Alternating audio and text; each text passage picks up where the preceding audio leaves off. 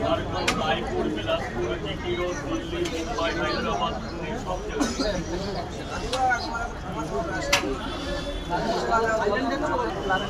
বলে বোঝাতে পারবো ভাষায় প্রকাশ করা যাবে। স্যার বলুন।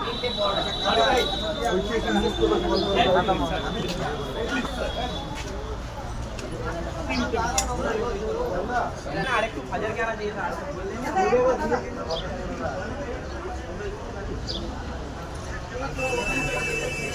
2, 3, 4, 5, 6 ছটা পরোটা আনলিমিটেড তরকারি।